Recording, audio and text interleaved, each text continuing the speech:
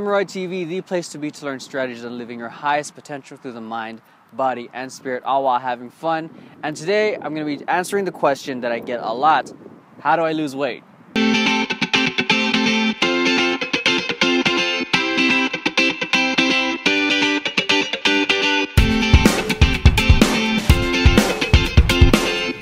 When people find out I dance, they ask me, can you dance right now, like I'm a freaking monkey? Or they ask me to teach them how to dance right now at this very second. Then they ask me, how do I lose weight?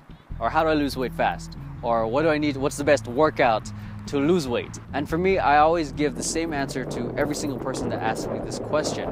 It doesn't matter what goal you're trying to get, whether it's get lean, burn your fat, increase more energy, whatever it is, the advice and what I tell them, at least in this basic general structure, is always going to be the same. And I've broken it down to really just 3 pillars that's really going to get you from point A to point B, whether you're in someone's program or you just want to do it on your own. First pillar is the mental mindset. Okay, more and more researchers are starting to see it's not just the amount of 2 things I say when people ask me what I do. I'm a health coach and I'm a dancer. More rather, it's about your mental attitude about it. Here's the thing, I've met a lot of people that I've worked with that simply just want to lose weight so they can look good, get the six-pack abs, and don't get me wrong, those are great goals. But what do you do once you hit that goal? Most people get comfortable and they get complacent and they lose sight of what they really want, and they end up starting back at ground zero. Well, this isn't exactly the advice most people want to hear, because a lot of people are looking for that magical pill or that magical diet plan that's going to get them the result. This is something that they need to hear. If you want to get your health goal in terms of a healthy, active life, look good naked, or whatever it is, you need to have a strong mental attitude, a strong mental game. Because how we perceive something, how we think about something, and how we interpret it is going to affect our actions and our emotions. And I believe if you don't have this strong mental attitude, it doesn't matter what XYZ method or ABC plan you do, you're always going to end up back at ground zero.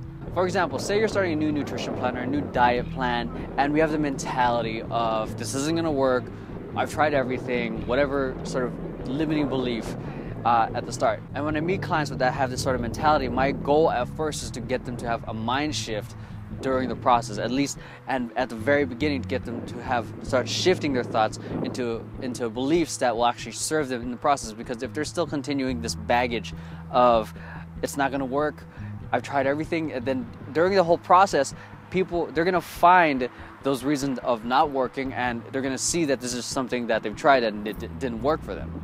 So having a strong mental attitude is not just important for your health goals, but for any goals, because there are going to be moments that we face difficulty. And if we have the mental attitude like, dang, it's not going to work for me, then guess what? We're going to find that reason that it's not going to work for you. Okay, but if we have that vision of saying, I'm going to create this because I know it can change my family's lives, or it can change the world if your vision's that big, then nothing is going to stop you. You're going to face difficulty. It's going to be a slight bump, but you're going to keep going. The second pillar, it involves nutrition, but more importantly, it's starting with one habit at a time. One of the biggest reasons people fail at their nutrition plan or their workout or being consistent in terms of getting their goal is that they try to do everything all at once.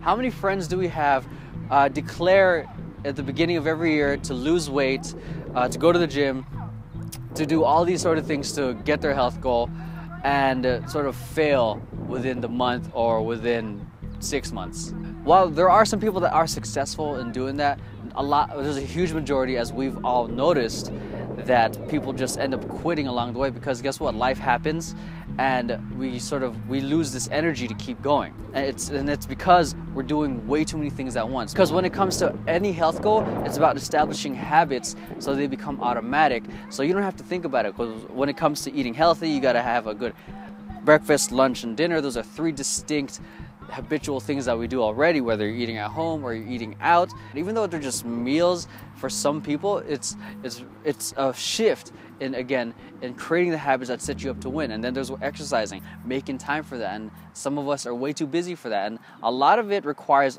thinking power. Most people try to will themselves to a victory. They try to will themselves into getting the goal they want, and that may work some of the time. If Kobe Bryant and LeBron James tried to will their team to a victory every single game, then I'm pretty sure their team would have a perfect record. But that's not the case. And the same thing for most people. People try to will themselves to a victory in terms of their eating and their exercise every single day, and there's a lot of days in the week. Eventually we get to a point of something called ego depletion. Coined by Dan Ariely, this whole ego depletion thing is just a fancy way of saying that we only have a limited amount of decisions throughout the day. Have you ever experienced those moments of when you get home from a long day's work and you just throw yourself to the couch and you just don't want to do anything else except watch TV?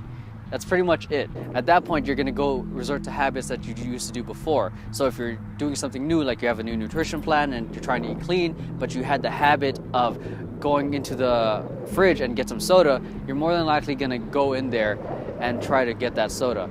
So my method of creating a healthy, active lifestyle is approaching every single thing one step at a time, one habit at a time. It's really creating small wins that lead to an overall big one. So what I do with all my clients is that we start with one habit a week. The first week, I just have them food log. The next week is breakfast. The next week is lunch. So on and so forth, all the way until they have the goal that they want. The whole point of this is to establish habit, because habit is automatic.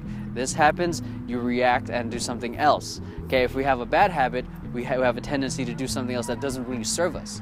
What I'm doing here with my clients is creating a habit that gives them to the point of that really serves not only themselves in terms of their goal, but overall their body in terms of their nutrition. And the last pillar is exercise. While it's true that you can achieve a lot with just nutrition alone, you won't really get the body you want unless you exercise. Depending on what your health goal is going to depend on the type of exercise you do. A bodybuilder's workout regimen is completely different from an endurance athlete's workout regimen. So make sure you have a clear goal of what you want to achieve before you just start doing anything you want and may possibly get injured and just waste your time. So a quick hit on exercises I like doing are kettlebell swings, deadlifts, burpees, push-ups, pull-ups, chin-ups, what else is there?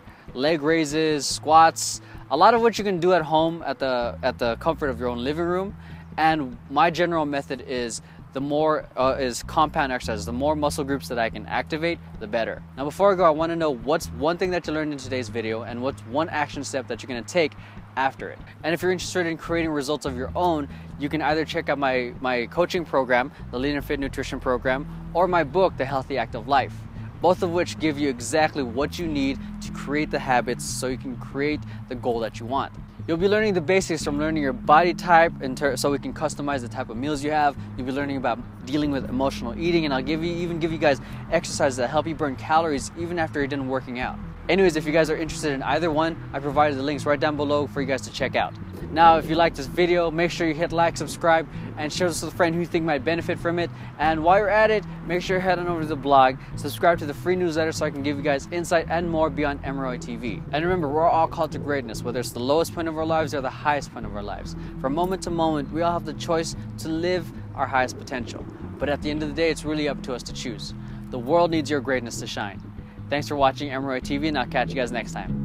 God dang, helicopter's killing my vibe. He calls it studying your music, but I like to call it deconstructing your music. So here's how it works. Whatever song you're trying to study and get down, listen to the whole song once and try to identify everything you hear. So the next time you listen to the song, only focus on one part of it. For example, the next time you listen to the song, you only just focus on the lyrics. Give me that old school love right now. And the next time around, you only focus on the drums. As long as I'm here, as long as you love me.